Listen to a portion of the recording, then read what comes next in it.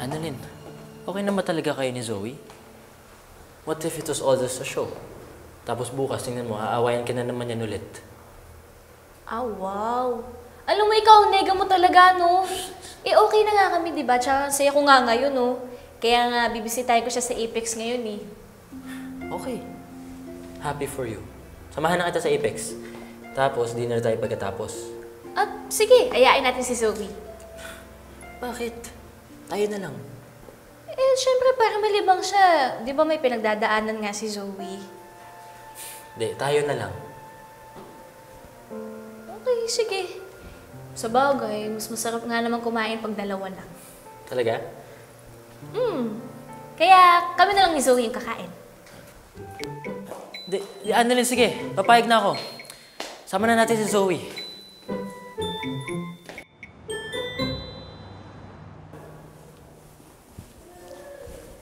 Zoe, tapatin mo nga ako. Wala ka ba talaga alam sa mga pinaggagawa ng mami mo? Bakit? Anong nangyari? Inilaglag na siya ni Nerissa. Ang sabi niya, mami mo daw ang nagpakidnap sa lolo mo. Why? What happened? Minsan mo na siya pinagtakpan. How can I be sure na this time hindi mo siya pinagtatakpan ulit? Dad, hindi ko siya pinagtatakpan. Sinabi mo na yan noon. Pero nagsinungaling ka. Now, uulitin ko yung question. May alam ka ba sa pinaggagawa ng mami mo?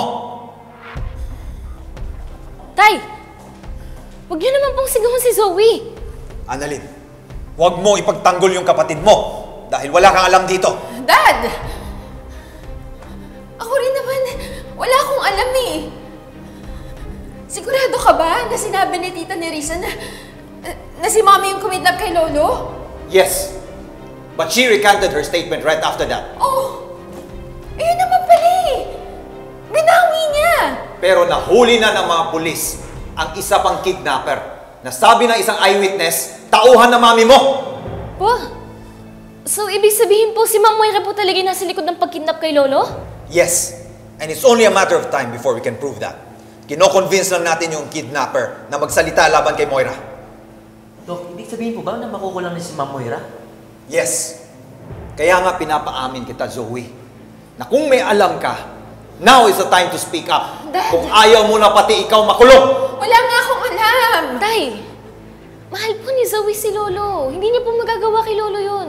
Wala po siyang dahilan para kidnapin po si Lolo. Sana tama ka, Annalyn. At sana talaga hindi ka nagsisinungaling sa akin. Dahil oras na malaman ko na nagsisinungaling ka sa akin, itatakwil kita!